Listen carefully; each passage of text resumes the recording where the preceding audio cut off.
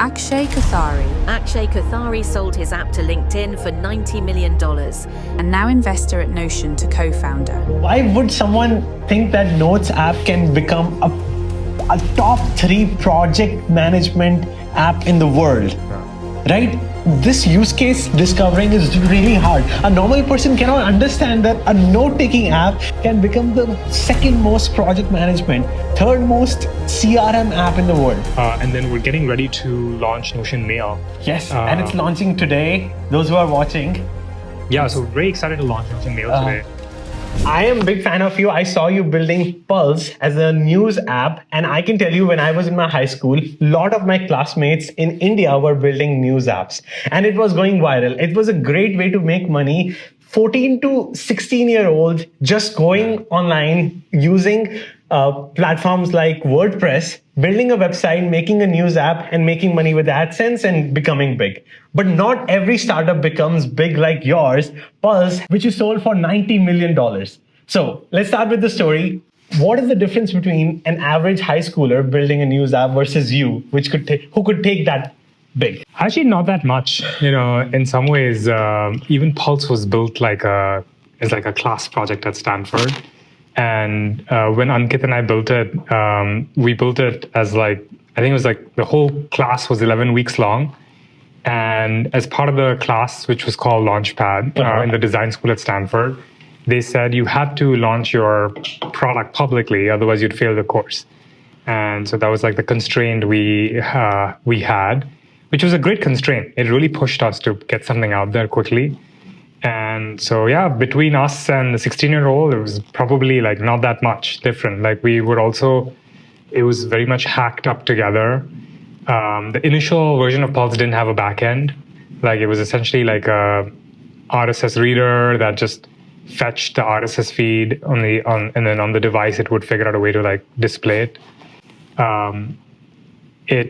Somehow I feel like the design of it resonated with the users, and I think a couple weeks into it, I think Steve Jobs mentioned it in his keynote as one of the apps that he enjoyed seeing, and that sort of overnight made it into a company. But before that, it was yet another class project. 100%. A lot of high schoolers, the big thing right now in the last 5 years is they want to build startups. And something like a news app, something like a website, it was an easy thing to do now. It is 10x more easier to do now. But not everyone can make it big. So you think, was it Stanford power? Was it when you were forced to have a constraint to make it public?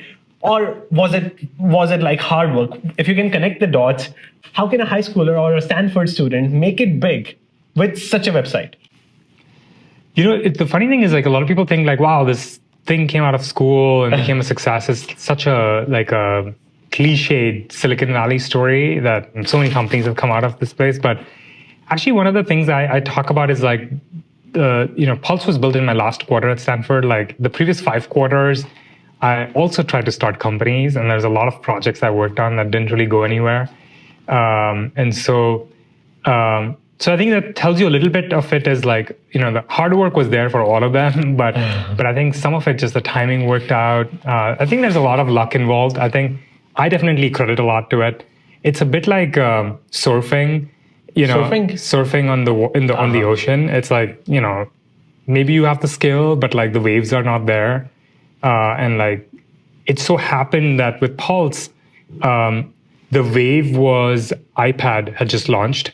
And I think all of iPad, I remember there were less than 100 apps for news category back then in 2010. And so basically millions of new devices people were buying, and people were thinking of use cases. People were figuring out what the hell to do with this tablet. And news and media seemed like an early hit. People wanted to read news on their iPad. They were sort of ditching their newspapers, and there were not that many news apps. And so when we put Pulse out there, we were among the 100 apps. And I wish I could tell you we had incredible marketing, incredible thinking, foresight, but none of it. I think back then, all we did was we pushed the app into the App Store, and a lot of people discovered us just because we were one of the few that were there. And so yeah, I think sometimes you get lucky. I think in this case, I really feel like we got lucky in that we found the area that was growing. And then I bet around the same time, probably Steve Jobs discovered us because we were, on the top of the App Store, and he mentioned it, which was also very lucky. I think you imagine if the class did not have the constraint of shipping something in 11 weeks, I would have definitely spent another 3 months trying to build it before it's ready. But because class had this constraint that you have to get this thing out, it forced us to put something out there, right? And so I definitely count my stars. That's how people say, some of the amazing things in the world we have right now have been built out of paranoia, have been built out of constraints, have been built out of wars. So constraints definitely help. And at the same time, right now, all the AI agents related apps coming out early have an advantage. Mm-hmm. So that's like similar to what you had right now. That's like similar to what you had at that time. Yeah.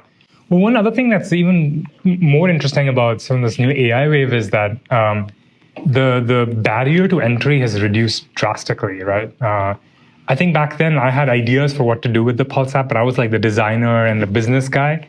Ankit was the real star. Like he was the real developer who actually built the app, right? And you back in 2010, that was necessary. Like you needed to know a friend who was like this tech guru to build you that. And I think a lot of what AI is doing is really lowering the floor, where I think more and more people can dive in. I think we have product managers at Notion now who can like think of an idea, mock it up quickly, just build it into a prototype, which I think is like just like incredible that people can actually just go ahead and do that themselves. 100%. But not every startup gets up being acquired by LinkedIn for $90 million.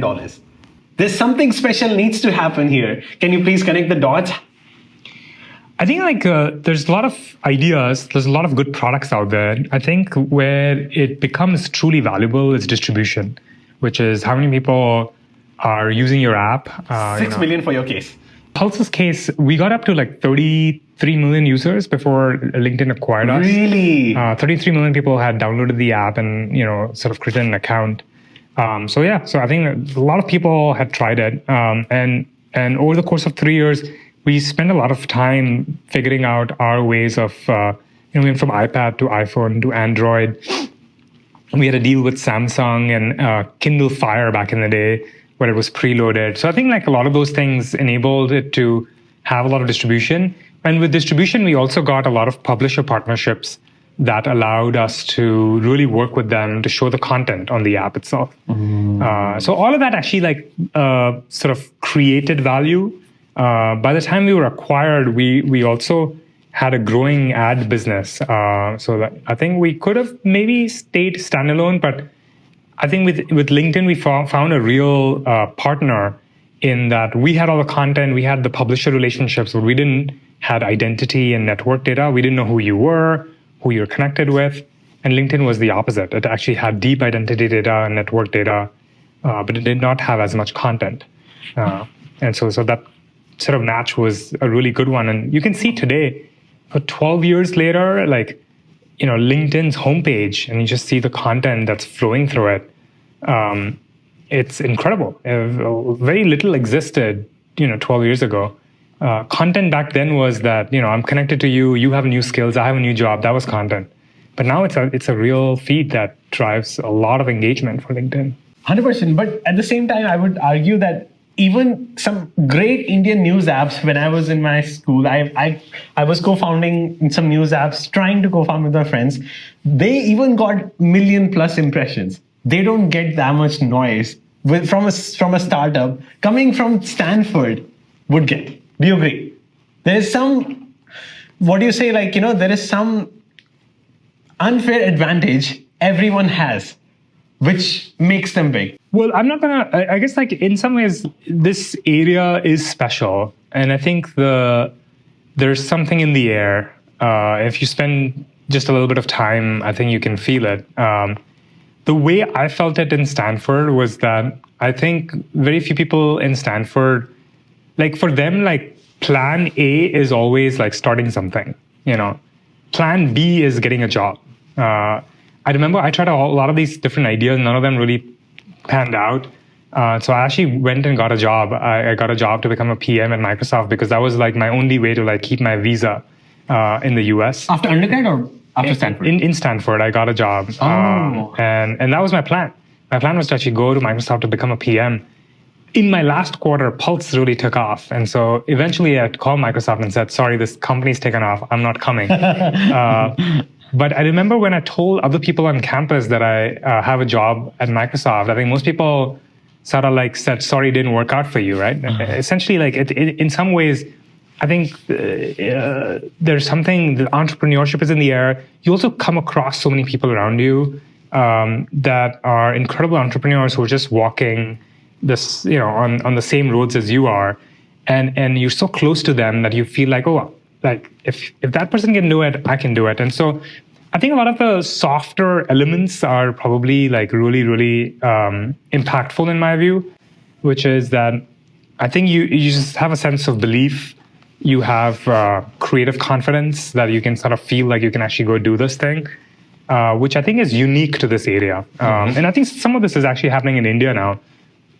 When I was growing up in India, I think a lot of us looked up to, and still do, to Narayan Murthy and Azim Premji, because I think they had built, these services companies that were incredibly large sort of enterprises of the world, right?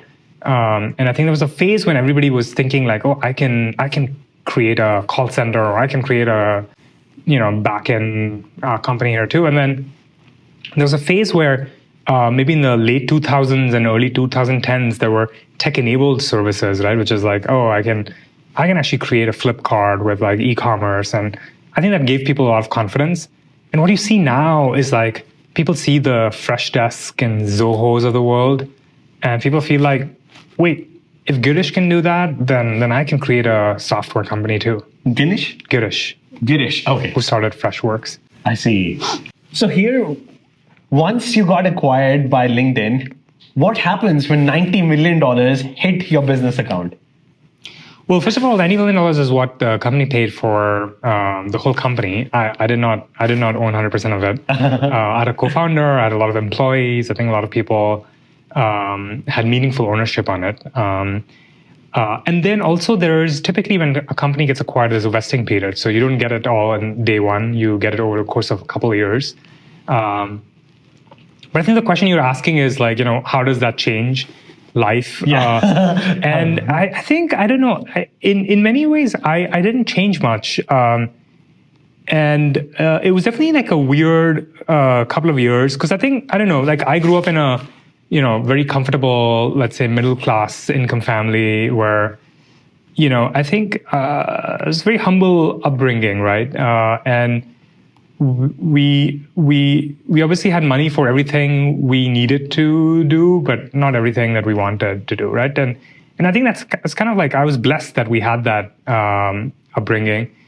And so when you sort of go through that, you don't feel like you need to change necessarily. And I think, I don't know, also coming out of undergrad, like having a job, I remember when I came out of undergrad here at Purdue, having a $60,000 job was like amazing. Like it felt like, wow, that's going to be enough to save money, enough to go to India a couple times. And so in many ways, like life is simpler because you're like, okay, if I can go from 60 to 90K as like my salary going up, like that would be great.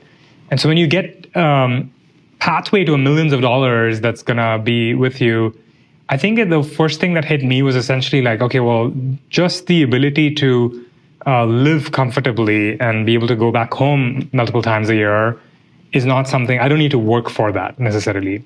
And so it starts to poke at like, okay, what do you want to do if money was not a constraint for you? Mm-hmm. I think for a few years, I didn't really have like a great answer for that. And I think I didn't really change much. The only big difference I remember that I sort of said, like, if there was like some expense that was less than $20 or something, I decided that I'm not going to stress about it. Right? So if I need to park somewhere, I will just park in the paid parking one and like, make my life a little bit more convenient. But I didn't really buy anything big. And part of it was because I didn't really feel the need to also. I think over time I've realized that I think it really allows you to dream bigger. Because I think you realize that you don't need to just do the things you need to do just to, pay rent and eat food. It gets you to explore what kinds of things you want to continue building. How do you want to spend the rest of your life a little bit more? And by the way, I got to do this when I was very young. I was 26, probably your age. And so I just try to not rush it. I just spent a couple of years thinking about it. I think where I netted out was I sort of feel like, I think money definitely enables you to live a more comfortable life, but beyond some point, it is not going to change your life in a very material way. So I think for me, the purpose that I get is from building things, and the high that I get from seeing a product that we built as a team and put blood, sweat, and tears and putting it out there and seeing customers use is probably a much more fulfilling one than feeling like I can buy an expensive watch or an expensive car. And so I think, I feel like it's been 12 years since the acquisition. Yeah. And so now I've gotten some time to think through it. But if anything, I feel like it's enabled me to dream bigger, to take more risks because I can, because the worst case is that I can live off comfortably with the acquisition I've had once.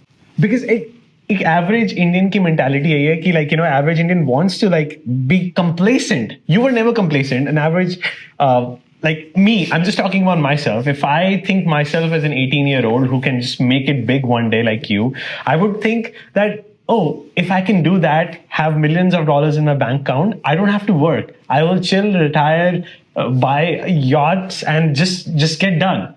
But when you hit that point, you realize that it's not giving you high all the time. You need more highs in your life, and that you started to get by building more products. So how did you end up at Notion here? Because to reach that Notion, you also went to India, worked there for LinkedIn. So there are so many dots I want to connect. Of course, there's a material life improvement with people not having money and people having money. But I think the question is what does more money get you? Which is, I think, what you're saying. And I don't know, I think different people are probably wired differently. I think I'm the kind of person, I think after 2 weeks of vacation, I start to get bored. I think I'm the kind of person who sort of wishes to come back to work. And I think maybe part of it is because I really consider work fun. I don't think of work as work. And so to me, I would love to sit on the beach and hang out with kids for some amount of time, after which I feel I will be more fulfilled being able to come back to the office and continue working. And I'm just wired that way. And I definitely enjoyed the in-between time when I got to do a lot of that. And I just feel in the long run, I feel I'm too young to retire or too young to enjoy the yacht life. That feels more work rather than what I do right now, which is a lot more fun. I think in terms of Notion actually happened very, very serendipitously. You're talking about luck again, right? I think so. When Pulse was acquired in 2013, I had this newfound money, and I was just trying to figure out what to do with it. I think a lot of people here, when they have had success, they end up angel investing, and it's a way of paying it forward. I feel Pulse was funded by a lot of entrepreneurs who were successful, and I think they invested in Pulse back then. And I thought Ivan is someone I had known for a while. I actually tried to hire him back in Pulse, and so when he was starting this, I figured it's like a win-win situation. If it works out, great, you make some more money. If it doesn't, you're supported a friend. And so Notion was my first investment, back in April 2023. And I had no intention to I didn't do it thinking that I'd work here full time.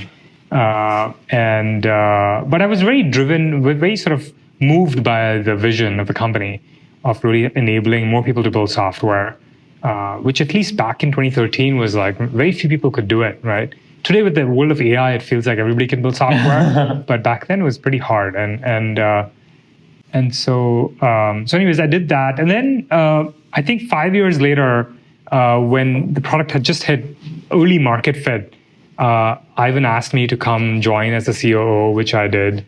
And it's been almost 7 years now that I've been back. And it's been one hell of a journey. I think it's sort of, when I was moving from India to here, I had high expectations because I was like moving back with my family here, and it felt like, oh, it better work because I'm like making such a big change. But it's sort of like far exceeded those expectations and it's taken a life of its own. I think it's kind of unique because I think the amount of passion and amount of enthusiasm the community has in what they build with Notion is just so fun to watch. And so I've really enjoyed my time here. Let's cover the basics of acquisitions. A lot of kids are building amazing stuff right now, but they don't know the basics of acquisitions. You have done so many acquisitions at Notion, for Notion, and you have actually been acquired as Twice. Because I think LinkedIn acquired Pulse and then Microsoft acquired LinkedIn. and you were like at LinkedIn when LinkedIn was acquired, right? So it's just mind-blowing. And you have acquired so many companies at Notion, for example, Skiff, with which you were building Notion Mail. Yeah. So let's cover the basics of acquisitions. There is like number one, business acquisition, there is product acquisition, and then there is People acquisition. people acquisitions. Yeah. So can you break down what is the difference and where you get the most amount of money Yeah. being acquired? Well, I think it's sort of the opposite way. So I think the simplest one is acqui-hire or people acquisition, in which case you're not exactly buying a product or a business. What you're deciding is that, hey, I found a group of people who are very aligned with our values and our culture and have certain expertise that I really want. And so I'm going to acquire this group of people to sort of work here.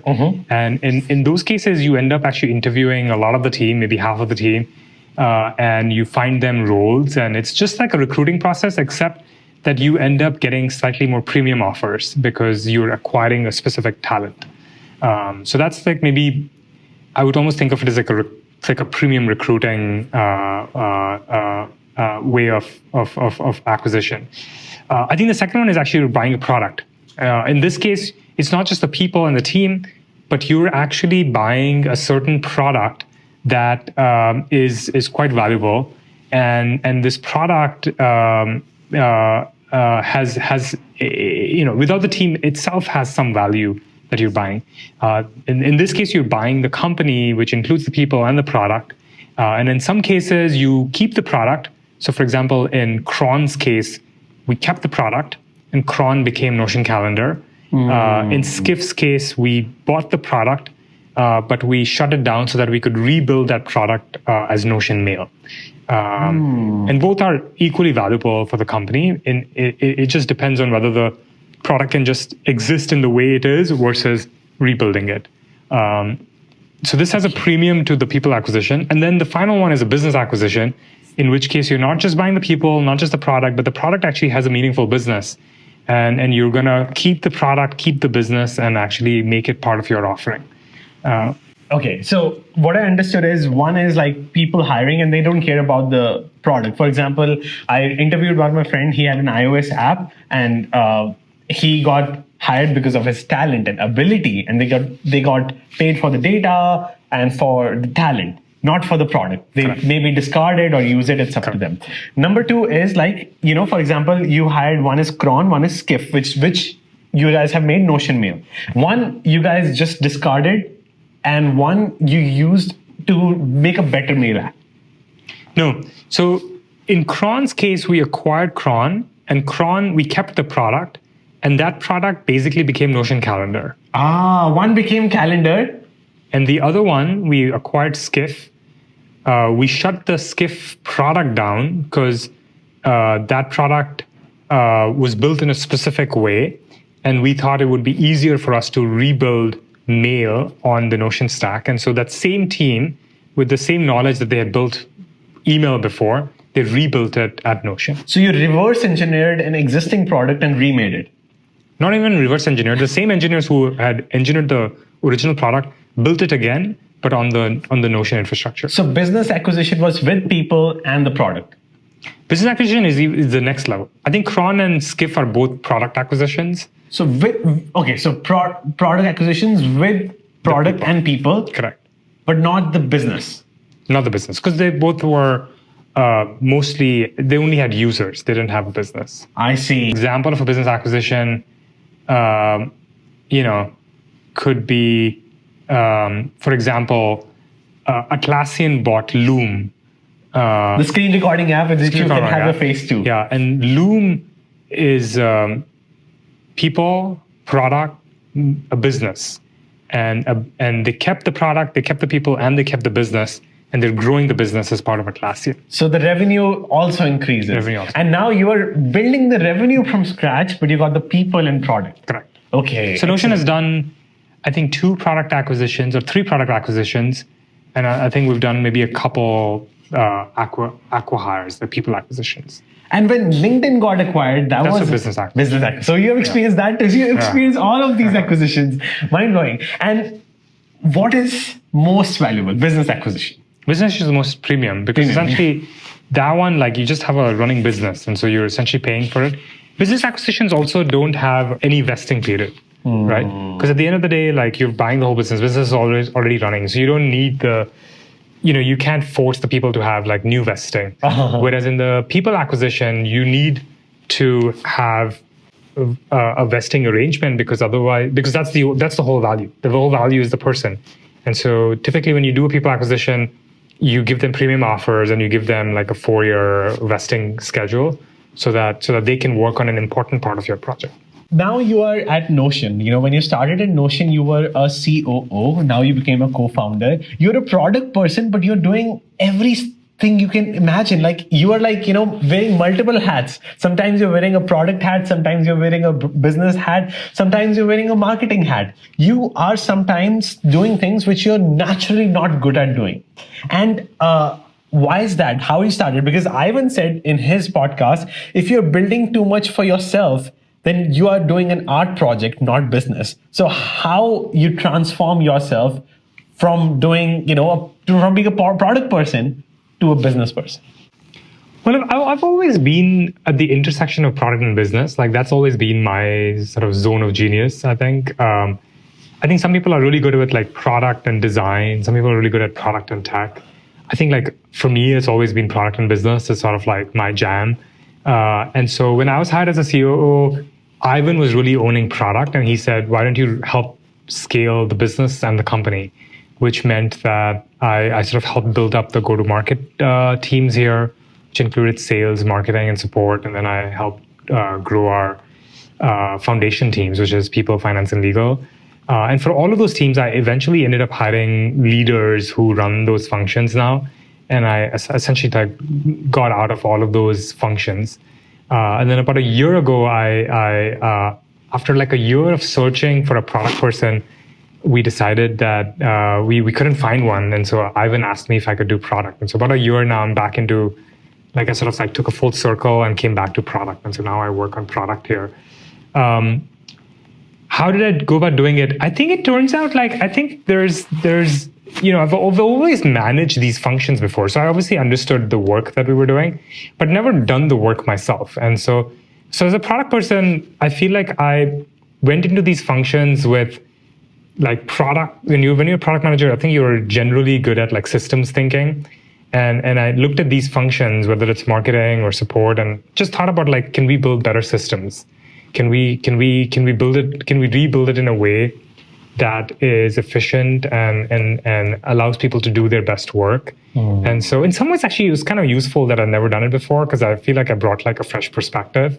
In many ways, it ended up being useful. And in some functions, I feel like it was less than useful. Like, for example, I wish I had done sales before. I think it would be easier to just do the right thing. We definitely made a couple mistakes with sales early in the days, which we've corrected now. So I don't know. I feel like in some ways, like my product background ended up being kind of an asset in these new functions because I was just thinking from first principles, like with no previous knowledge, like in terms of how to do some of these things.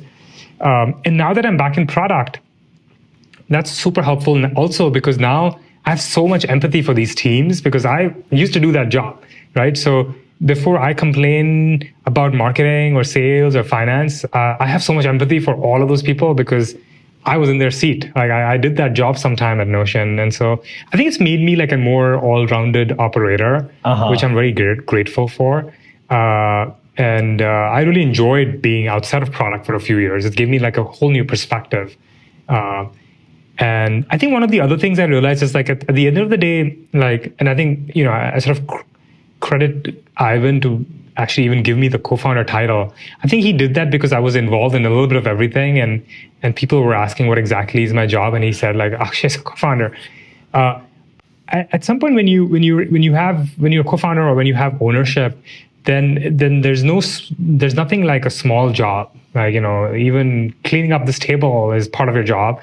And there's nothing like a big job. You just need to do whatever you need to do to like make the business successful.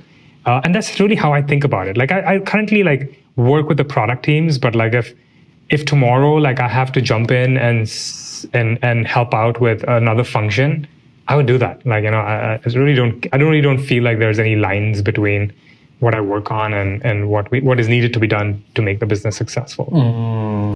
Like Ivan defines it as like sugarcoating a broccoli. So like making something great product, but like making it attractive by putting sugar on it.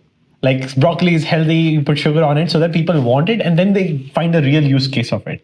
And for that, it requires to do something you don't like, which is like not just building product, but like making it attractive, which you may not like. Making good product you may like, making a good product you may enjoy, but making it attractive, you find it boring. How do you like still stay focused when you are like bored? Well, this is something like I think like maybe like when you're like a second time entrepreneur, I feel like you learn the hard lesson that just building a good product is not good enough. Like I think you need to have distribution, and I think one of the things you quickly pick up is that I think if you study a lot of the large companies, I think it's not true that the best product always wins. I think there's a lot of examples where I think companies that actually have deep distribution power can, with like an okay product, will a lot of times win out over a company that has medium distribution power and like a great product. 100%. And so I think what Ivan's sort of talking about is a little bit like, I think we try to build products through our intuition. We think we have good taste and good craft and we build it. But at the end of the day, it needs to attract customers and it to solve their problem, right? And so the sugar in the broccoli is probably like, we need to do something that sort of meets people where they are so that they can actually get there. But then I think at the end of the day, we need to also solve their problem, right? And I think, and that really forces you to think about distribution, which is like, okay, well, I've built something great, but like, okay, how am I going to take to the market? How are existing people going to discover that this feature exists? How are new users going to discover it? And, I spent a lot of time thinking about our storytelling. It's like we have a big release coming up in a couple of months. And we think a lot about just like, what is the story we're going to tell? Because if I just say like, hey, Harnoor, here's a new feature, that works in the early days, but like mid-market enterprise companies don't care about features. They care about like, hey, here's the problem I have and what's your solution to solve that, right? And so you always have to start, like, I think we've evolved ourselves a lot into, instead of shipping features, we now think about like, what are the solutions we're shipping that is actually like connecting people where they are. And that's just like an interesting evolution, right? I think when we were small, I feel like 7 years ago, I feel like we got so excited when we shipped even like different, I think we shipped colors to the text and we were so excited. We're shipping colors, but now like, I think we have to think about like, nobody cares about what text color you shipped. What they really care about is like, what's the workflow that's going to solve their problem? And you have to just figure out like, what's the distribution, what's the storyline that will capture people's attention? And then did it actually do the job? Your skills cannot be understood without repeating the almost four failures Notion had. One time you almost, I can recall two. In 2020, your database almost died because you got so many users. You had to recover from that. In 2023, almost Notion died. Can you share how your skills helped Notion revive? Well, I think that Notion's definitely been a story of like coming close to its death many times. I think the first one is probably like 2015, 2016 era when we hadn't even launched the product. And we were about to run out of money. This was when I was an investor and I thought, oh my God, nothing's going to happen to this company. Like I probably lost my money. And I think Ivan and Simon basically rebuilt the product in Japan. And that's sort of like, what is the product that you and I are using it today? So I think that was one big one. 2020 was actually really close. I mean, we literally had a countdown in our office where I think we came as close to like 20 days left before Notion would fall and like would not recover for like a couple of days. We would have to like just, and I think the biggest, we had back in the day, like a single database powered every user. Postgres database. And single Postgres database, and it was basically at capacity. And 2020 was around like COVID and like TikTok, I think went wild. And I think we had just like a lot of new users coming in. And so instead of having lots of capacity, we were literally getting squeezed every day. And so we started this project where literally we stopped working on Notion features, and like every person in the company was all focused on basically what we call sharding the database. So instead of a single database, you end up with like many databases, and you can sort of really scale to a lot more users. And we got pretty close. I think, there was thankfully, like customers did not get to experience it because we were successfully able to move into this new system. But I think we were like days off from being completely hard down, I think, for foreseeable future. Yeah, I downloaded during COVID as well. It was all viral on YouTube. Yeah. Like people sharing templates, productivity advice. Do you use it? Every day. I mean, yeah, of course, every day. You will not believe. Let me show you. So let me just show you as well how important Notion is in my life. So if you go to my book reading, these are all the books I've read. Yeah. And I handwrite the notes. For example, this Art of Explanation book. Each chapter by chapter, I have summarized what I've learned. Amazing. Every single book I have read is there. Amazing. So, like this is and like... your whole workspace is very well organized too. Thank you. I mean, that's how I remember. You can literally ask me what I learned from any book. I can just read the summary, which I hand wrote, and tell you that, oh, these are the lessons I learned from this. Amazing. So that's how I remember. I don't believe in AI's note-taking because I remember only when I write myself. Yeah. So, yeah. But how do you use Notion? Well, we pretty much run the entire company on it. So like, I think every workflow is there. We have everything from docs being written to projects, tasks. All our meeting notes is there. Salespeople also connect their Salesforce and sort of have their CRM in Notion. So yeah, I think in the early days, like literally the only other product that we used to use was Slack. Today, we obviously use a lot more software because I think, when you have like lots of salespeople or a lot of recruiters, you obviously need to buy those specialized software. But our dream is that a lot of the stuff, I think, we will allow you to build inside Notion. Our hope is that like you just need one product and like it covers a lot of the core software use cases. Yeah, and that's really hard. Like, figuring out a business use case of a note application. Notes app, why would someone think that Notes app can become a top 3 project management app in the world?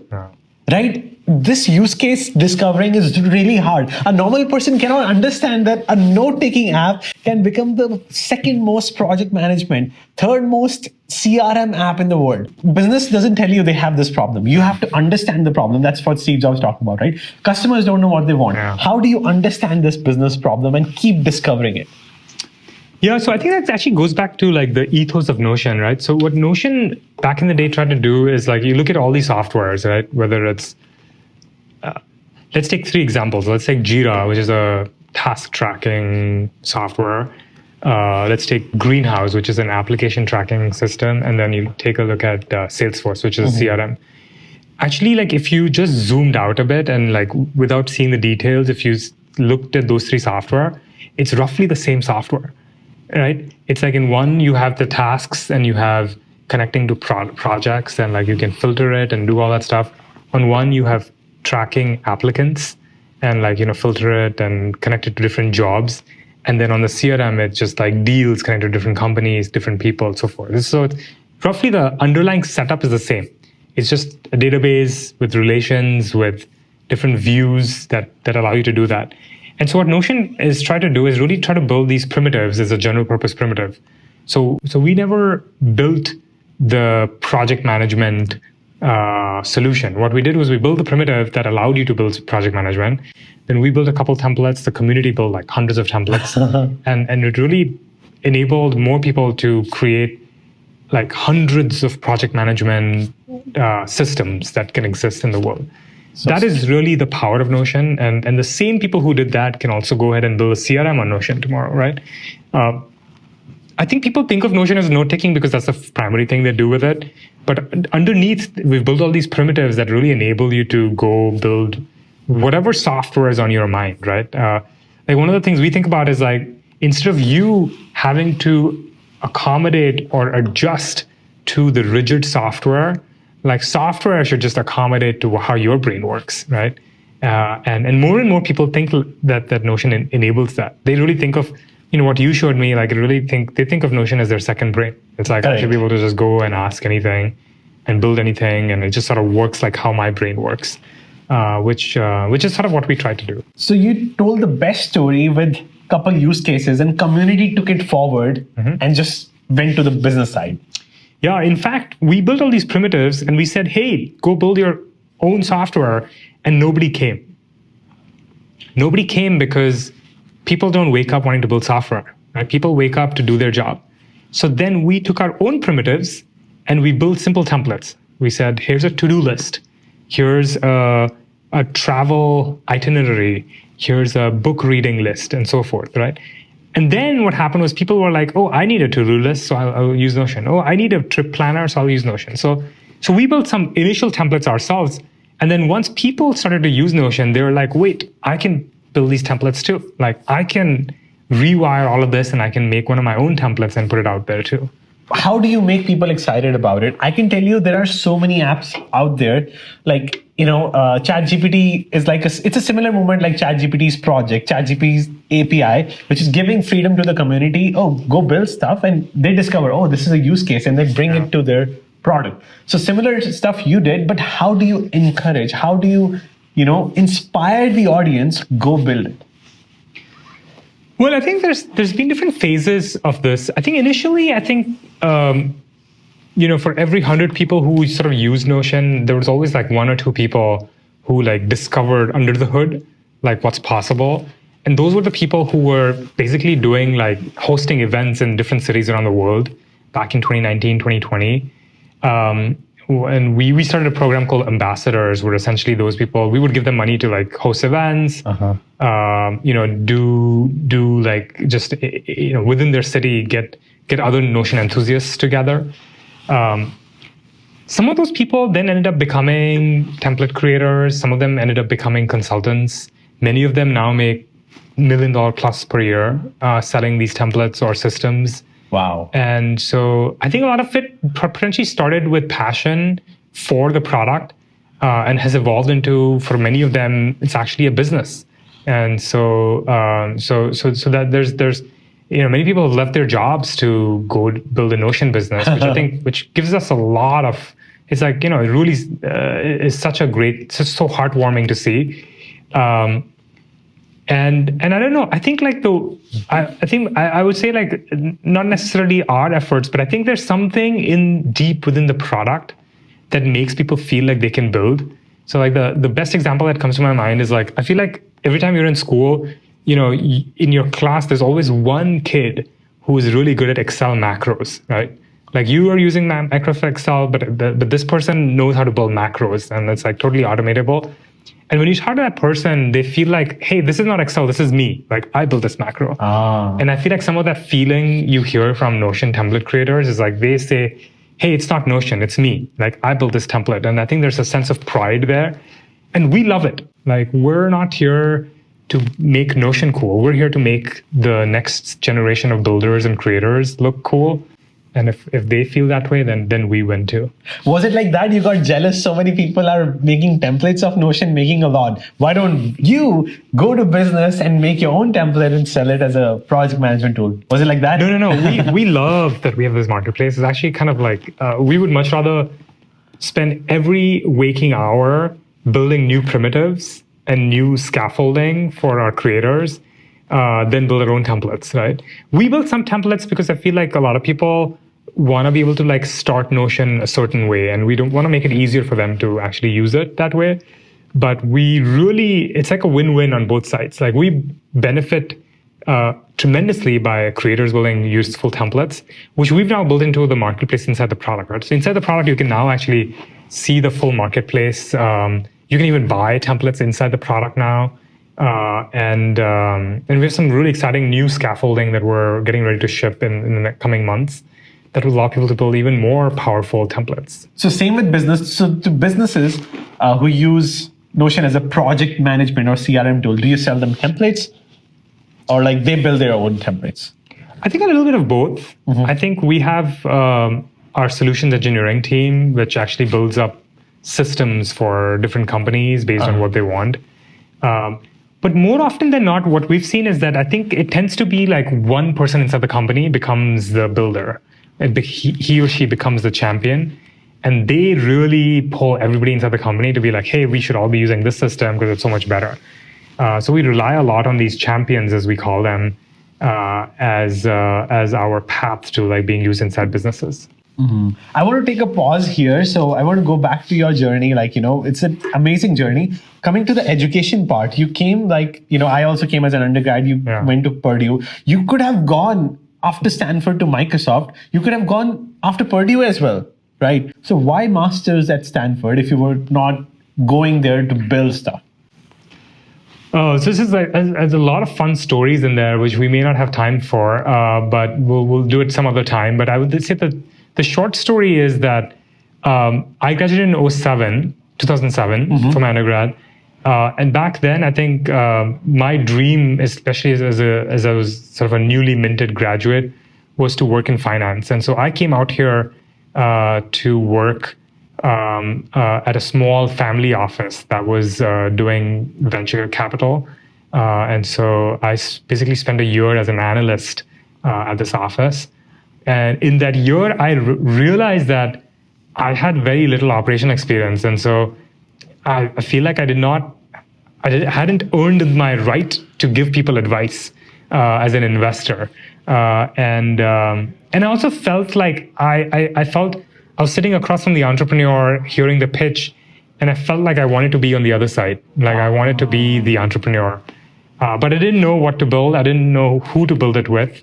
And so I applied to Stanford as like a backup plan in case the visa thing didn't work out or something. And then when I got in, I thought it was like the best, sort of blessing in disguise in some ways.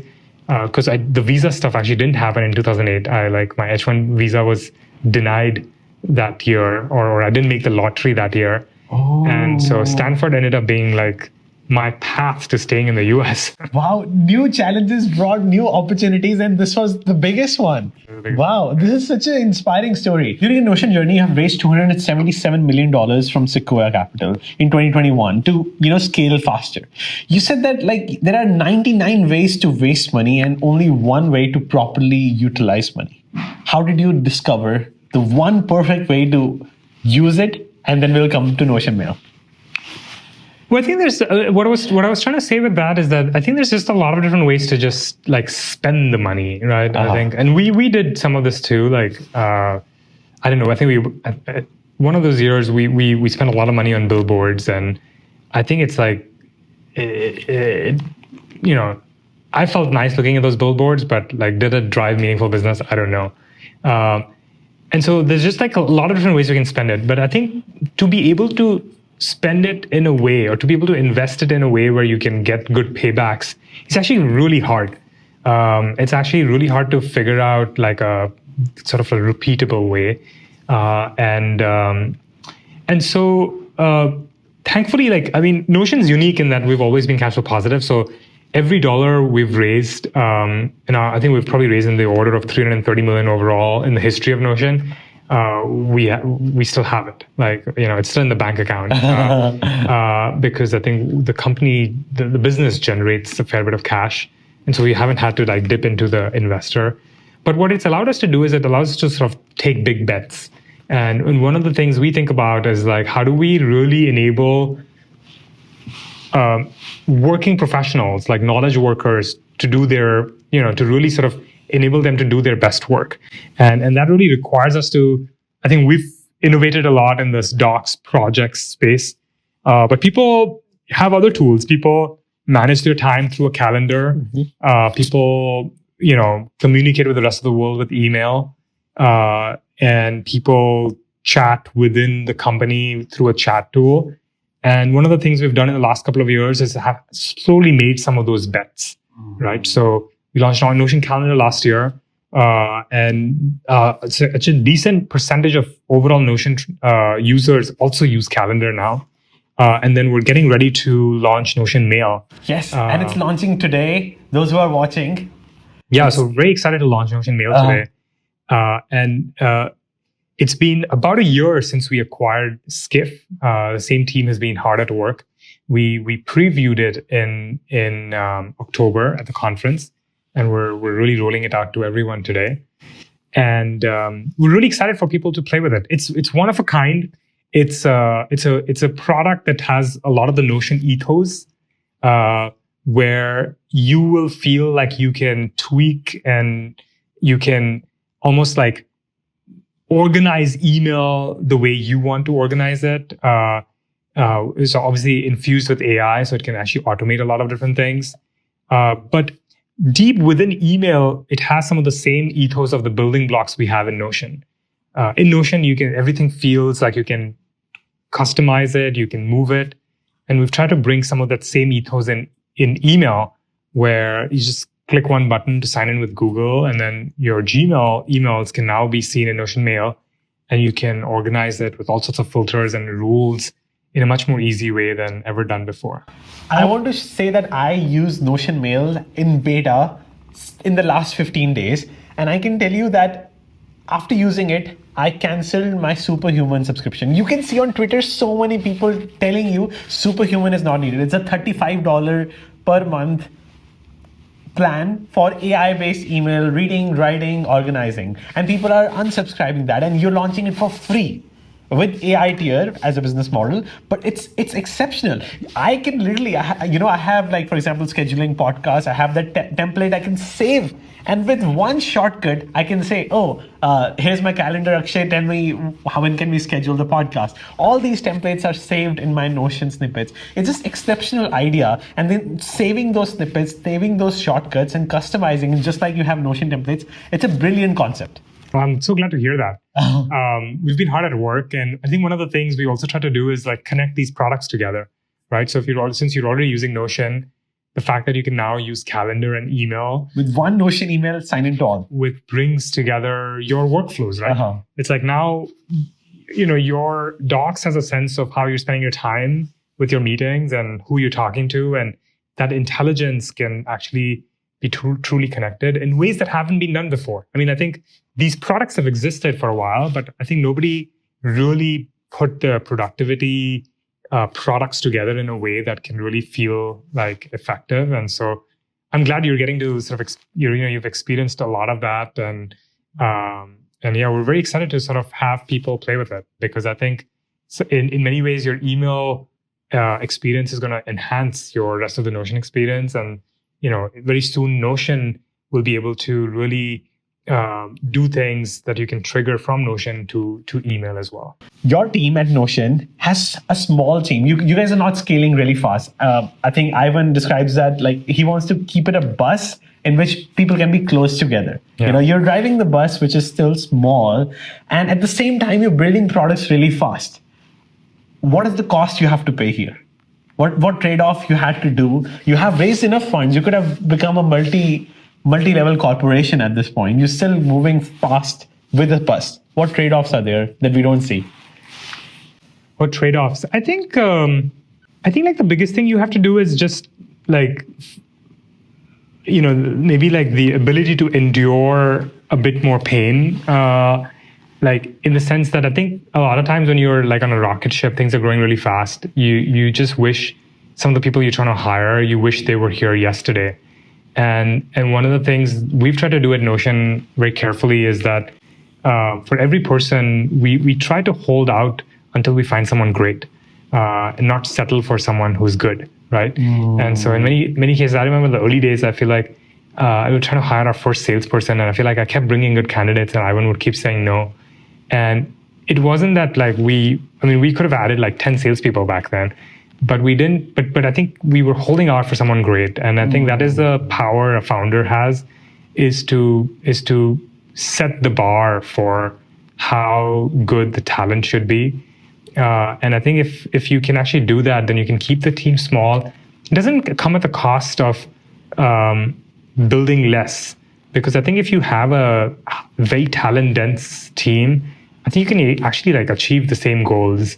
But I think I think like a lot of growing startups make the mistake of just like, okay, well, I need this person yesterday, so just like let's move fast, let's close someone quick. I think the other thing I found at Notion is actually like, even at this scale, we're like about 1,000 people now. Even at this scale, like we debate a lot whether we need another person, and I think we do it not because like we're trying to be like extra profitable or save money or something. We do it because we recognize the cost of adding more people is real. Like there's you have to like think about communication cost, the collaboration cost. And so the more you can keep the teams to a small group of people that can move independently, kind of like the classic Bezos, like, can you have a team that can like be fed with 2 pizzas? Like that's a good team. Like that's a good team that can be independently running. And we do that because it just allows you to move faster. It's so much more nimble. When Ivan talks about the bus analogy, he's really trying to tell people that like you can move the bus around quickly, right? I think if it's like a big ship, like just taking turns are just way harder, right? And so that's our ethos. I think it sort of forced us to all build better systems rather than like throw money at throw people at the problem. And especially, having spent like 3 years in India, that's probably like an area that I think people in India can pick up. I think people in India sort of feel like, oh, it's so easy to just add more people to solve the problem, which I think temporarily fixes the problem. But then in the long run, you end up with like such large teams, like Series A companies that have 500 people or whatever. It's very hard to move at that scale, right? And so I think if you can somehow make the right balance of like what things should be good systems, what things should be done by a human, I think you end up being more nimble, I think. 100%. Like there's another analogy. If you have a ship, if it goes 1 degree wrong for even 1 hour, it goes miles far from the direction it was trying to go. Correct. It goes miles deviated from the path it wanted to follow. Yeah. I think it's kind of like, if you're 1 degree away, you might hit a different planet altogether. Yeah, good analogy. And my final question would be, what are your future goals at Notion? Are we expecting to get Notion public? I can tell you, I see a lot of companies talking about, getting their IPO'd now. Some people are saying that the economy is unpredictable right now. So what are your thoughts on that? Considering I've been part of so many acquisitions, I'm excited to see Notion go all the way, and hope. I think the most likely outcome for us is to be public one day. So when you think of going public, what variables you think of? Like you think economy, you think like currently markets are like, people are saying 4 years are unpredictable right now. Markets will go up or down with tariffs. Like investors are worried. So do you think the right time to go public is dependent on markets or dependent on your product? Well, there's actually, I think, a couple ways to think about it. I think people go public for, 3 reasons. One is, I think you get access to liquidity. You're able to raise money in the public markets, which is another one. And then I think it improves your brand. If you have a large enterprise customer seeing as a public company, it sort of improves the dependability of that. I think being able to go public, I feel like there's probably some factors that are in your control and some factors that are not in your control. So the factors that are in your control is, I think you have to really think about Can you run a very predictable business? Can you almost predict out 4 quarters out what your revenue is going to be, and can you actually hit it? Can you close the books and do it in a very quick way so that you can report to the street? Do you have all the controls and the board and other things, right? So I think some of those things are in your control, and I think we're sort of course, we're working on all of those things. And then there's some things that are just not in your control, like so currently there's like turbulence around tariffs and other things, and the macro feels a bit sort of shaky. And so I think there's a question of like, as soon as we are ready, we'll actually have the option to go public. And then I think it's kind of like you press that button when you feel like the macro conditions are also ready to take you as a public company. At the same time, I think some of the best companies who are well run, are able to go public even in like choppy markets. I always think about like 2 companies that come to my mind is always like, Atlassian, went public was like 2 billion. It was like a very small like public offering, and I think Shopify is the same. I think it went public when it was like 3 billion. So these were companies that went public at like the 2-3 billion mark, and today are like $50 to $100 billion businesses, right? And so it's kind of interesting. Like just a decade ago, there's like these like companies went public with such a small market cap and then grew into it. It's obviously a different market now because I think so many people choose to go public much later. But those are 2 companies I look up to as companies that have consistently outperformed and consistently delivered like growth rates of like 30-40% every year. 100%. They went public before COVID and they survived even COVID. Yeah. So I think you're right. Being ready yourself is before talking about the markets. Okay. Awesome. Thank you so much, Akshay. It was wonderful talking to you. Don't forget to check out Notion mail in the description below. Thank you so much for your time.